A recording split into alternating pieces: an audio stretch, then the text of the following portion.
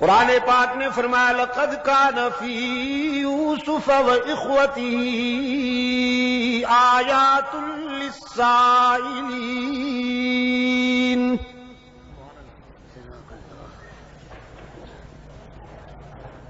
زندگی کی تلخیوں سے گھبرائے ہوئے لوگوں کے لیے بہت ساری عبرتیں پنہا ہیں اس بات میں۔ آئیے یوسف اور ان کے بھائیوں کے حالات و واقعات کے آئینے میں اپنا چہرہ دیکھیے۔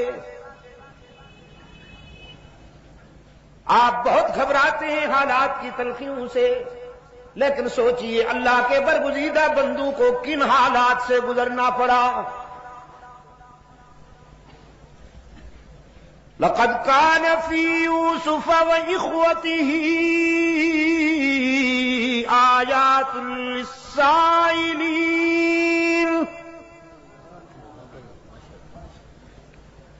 إذ قالوا ليوسف وأخوه أحب إلى أبينا منا ونحن عصبة إن أبانا لفي ضلال مبين۔ قصور دیکھیے، حسد کے بیماروں نے سب سے بڑی بات یہ کی، ہم پرانے ہیں، ہم بڑی جماعت ہیں، اور یہ ایک ہے عمر میں بھی ہم سے چھوٹا ہے۔ کبھی کبھی عمر میں چھوٹا ہونا بھی آزمائش ہو جاتی ہے۔ ہم بڑی جماعت ہیں اور یہ اکیلا ہے، عمر میں بھی چھوٹا ہے، لیکن والد گرامی کو دیکھیے، بس یوسف کے چہرے پہ نظر جمی رہتی ہے۔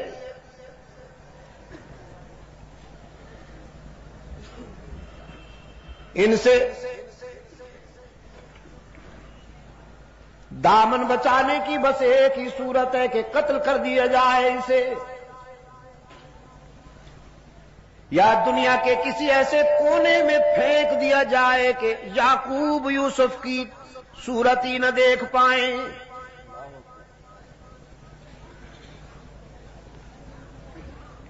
یہ اور اس کا بھائی بنیامین،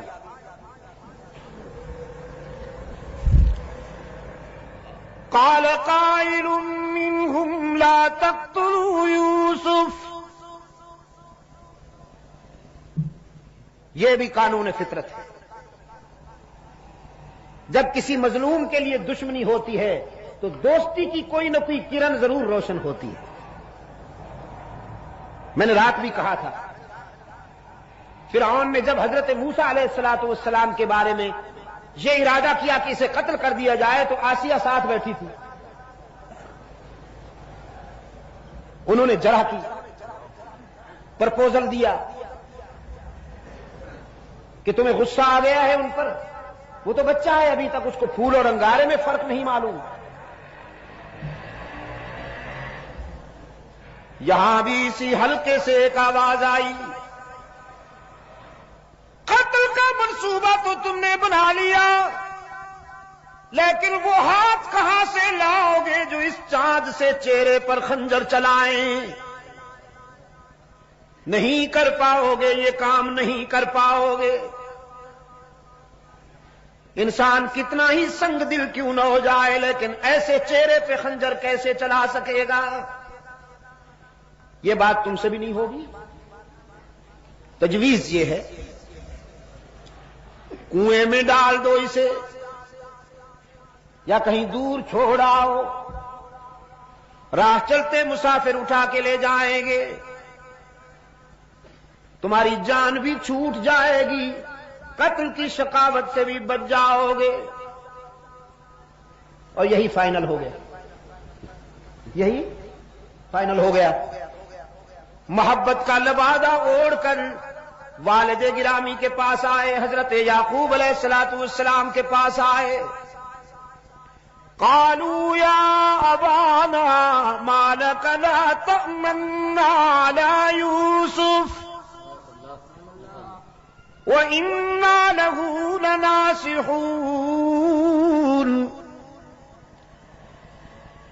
آتے ہی حضرت یعقوب علیہ الصلوۃ والسلام کی خدمت میں کہنے لگے حیرت ہے کہ آپ ہم پر اعتماد کیوں نہیں کرتے. حالانکہ ابھی عدم اعتماد کی کوئی بات ہوئی ہی نہیں تھی، کوئی نان کانفیڈنس کا ابھی تک نقشہ سامنے آیا ہی نہیں تھا. لیکن انسان کے اندر میں جب چوری چھپی ہوئی ہو، کوئی اور اس کو چور کہے نہ کہے، وہ خود اپنے آپ کو چور محسوس کرنے لگتا ہے. یہ انسانی نفسیات کی بات ہے. اگر ان کے اندر میں یہ چوری نہ ہوتی تو آ کے کہتے کہ ابا جان یوسف کو ہمارے ساتھ بھیجیے، ہم ذرا انہیں باہر لے جانا چاہتے ہیں. اگر اس کا کوئی منفی ری ایکشن سامنے آتا تو پھر کہتے آپ ہم پر اعتماد کیوں نہیں کرتے. لیکن انہوں نے آتے ہی بات ہی یہاں سے شروع کی. مَا لَكَ لَا تَأْمَنَّا عَلَىٰ يُوسُفَ وَإِنَّا لَهُ لَنَاصِحُونَ. کیا بات ہے، آپ ہم پر اعتماد کیوں نہیں کرتے، حالانکہ ہم تو یوسف کے ناصح ہیں اور ہمدرد ہیں. أَرْسِلْهُ مَعَنَا غَدًا يَلْتَعْ وَيَلْعَبْ وَإِنَّا لَهُ لَحَافِظُونَ. انہیں ہمارے ساتھ بھیجیے، ہم اسے جنگل میں لے جانا چاہتے ہیں. ہر وقت آپ اسے گود میں بٹھائے رکھتے ہیں، ذرا دنیا بھی دیکھے.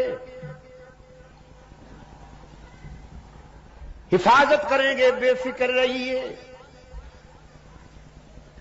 میں یہ واقعہ نہیں آپ کو سنانا چاہتا، میں اپنے ہدف تک پہنچنے کے لیے تھوڑا سا یہ جھلک دکھا رہا ہوں آپ کو. لے گئے حضرت یعقوب علیہ السلام نے اندیشہ بھی ظاہر کیا، کہیں میرے لگتے جگر کو نقصان نہ پہنچ جائے، کوئی درندہ نقصان نہ پہنچا دے. انہوں نے قسمیں کھا کھا کر یقین دہانی کرائی. ہم جماعت ہیں، اتنی بڑی تعداد میں ہیں، ایک یوسف کی حفاظت کرنا کوئی مشکل بات تو نہیں ہے، ہم سب مل کر حفاظت کریں گے، آپ مطمئن رہیے. قرآن پاک نے فرمایا فَلَمَّا ذَهَبُوا بِهِ وَأَجْمَعُوا أَن يَجْعَلُوهُ فِي غَيَابَتِ الْجُبِّ فَأَوْحَيْنَا إِلَيْهِ لَتُنَبِّئَنَّهُم بِأَمْرِهِمْ هَٰذَا وَهُمْ لَا يَشْعُرُونَ. جب لے گئے یوسف کو ویرانے میں اور اپنے پروگرام کے مطابق یوسف کو کنویں میں ڈالنے کے لیے تیاریاں کرنے لگے، رب العالمین نے فرمایا ہم نے یوسف کے دل میں تسلی اتاری، ہم نے یوسف کے دل میں استقامت اور تقویت کے جوہر بھر دیے کہ دشمن تو بہت ہیں لیکن دوست بہت زیادہ طاقتور ہے.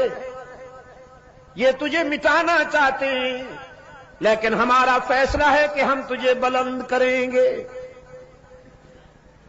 رات میں یہی کہہ رہا تھا.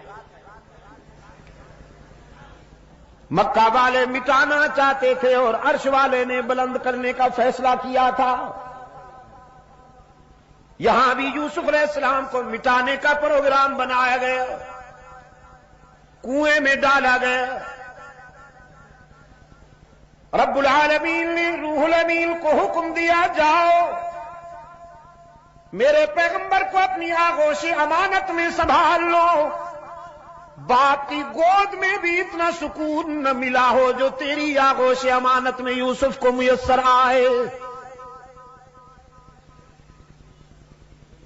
یوسف تو محفوظ ہو گئے. کنویں میں جا کر یوسف پشاور کے بے زبانوں محفوظ ہو گئے.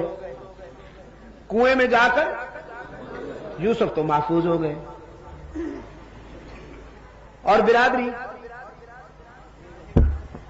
خون چھپانے کے لیے، جرم چھپانے کے لیے ناٹک رچایا۔ یوسف علیہ السلام کا کرتا اتار لیا تھا، اس پہ خون ملا، مصنوعی خون، کسی جانور کے خون سے وہ کرتا رنگین کیا، پھر اسے لکڑی پہ اٹھا کر علم بنایا۔ کیا بنایا؟ علم بنایا۔ یہ ہتھ کنڈے پرانے ہیں، ہاتھ نئے ہیں۔ ہتھ کنڈے پرانے ہیں، ہاتھ نئے ہیں۔ چوری چھپانے کے لیے یہ ناٹک بہت پہلے ہوا۔ جناب یوسف علیہ السلام کا خون آلود کرتا لکڑی پہ اٹھائے ہوئے، مصنوعی آنسو بہاتے ہوئے، چیختے چلاتے ہوئے، قرآن کی زبان میں شام غریبہ مناتے ہوئے حضرت یعقوب علیہ السلام کی خدمت میں آئے۔ قرآن کہتا ہے وَجَاءُوا أَبَاهُمْ عِشَاءً يَبْكُونَ،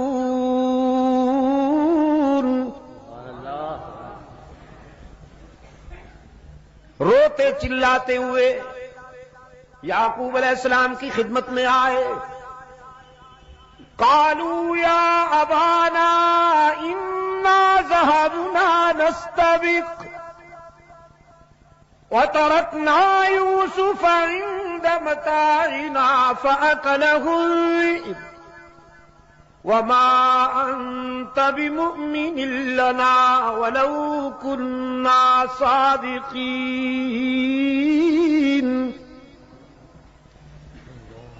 اپنی کہانی بیان کی۔ ابا جان، خطرہ یہ ہے کہ آپ ہماری بات مانیں گے نہیں، حالانکہ ہم محب اور سچے لوگ ہیں، محب اور سچے لوگ ہیں۔ انا ذهبنا نستبق وتركنا يوسف عند متاعنا فأكله الذئب، ہم یوسف کو لے گئے ویرانہ میں، ہم تو کھیلنے میں لگ گئے، بھیڑیا کم بخت آیا، کھا گیا ہمارے بھائی کو۔ کیا کرتے ہم؟ پتہ ہی نہیں چلا۔ قرآن کریم نے فرمایا اپنے دعوے کے ثبوت کے طور پر وہ کرتا پیش کیا حضرت یعقوب علیہ السلام کی خدمت میں۔ وَجَاءُوا عَلَىٰ قَمِيصِهِ بِدَمٍ كَذِبٍ، جناب یعقوب علیہ السلام کے سامنے جب یوسف کا کرتا پیش ہوا تو بڑے غور سے دیکھا کرتے کو، ہر جانب سے، ہر زاویے سے اسے پرکھا۔ فرمانے لگے کوئی پڑھا لکھا بھیڑیا تھا، قوم کا فارغ التحصیل، کوئی آیت اللہ قسم کا بھیڑیا تھا نا، میرے بیٹے کو تو کھا گیا، لیکن کرتے پہ ایک بھی دانت نہیں لگا، ناخن بھی نہیں لگا، یہ تو کسی طرف سے پھٹا ہوا ہی نہیں ہے۔ کوئی کوالیفائڈ بھیڑیا تھا، پڑھا لکھا بھیڑیا تھا، شاید اس نے پہلے کرتا اتار کے رکھ دیا ہوگا، پھر میرے بیٹے کو کھا گیا ہوگا، اس کے بعد پھر خون ملا ہوگا۔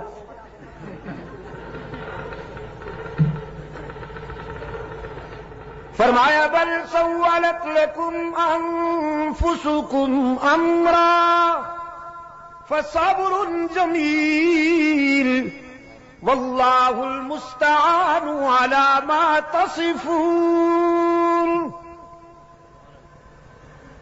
سمجھ گئے ساری کہانی؟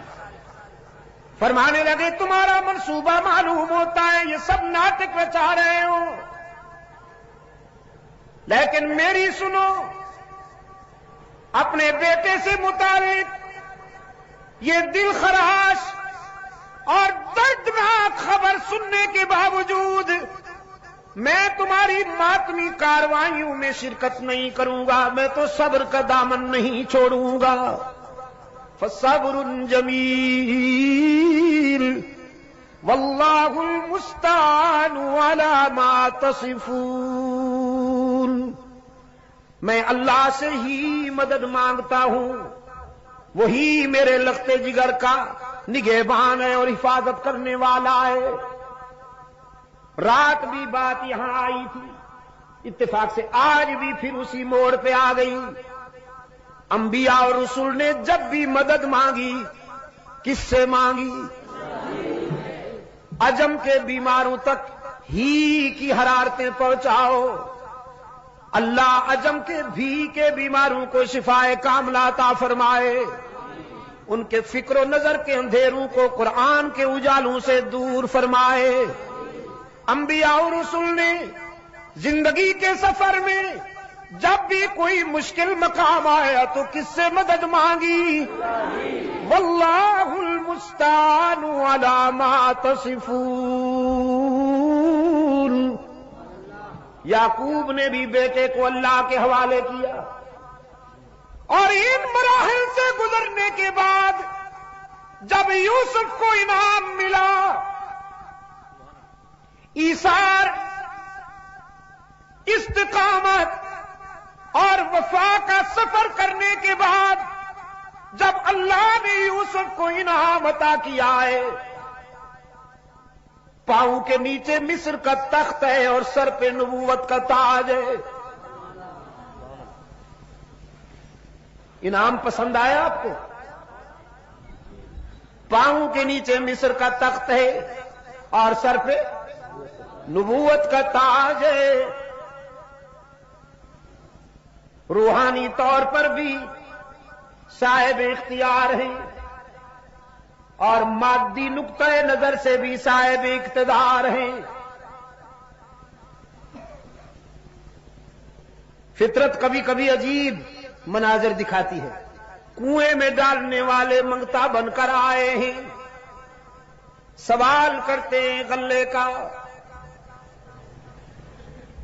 جناب یوسف علیہ السلام کے سامنے اپنی حالت زار بیان کرتے ہوئے کہتے ہیں ایھا العزیز مسنا واہلنا الضر وجئنا ببضاعة مزجاة فأوف لنا الكيل وتصدق علينا إن الله يجزي المتصدقين۔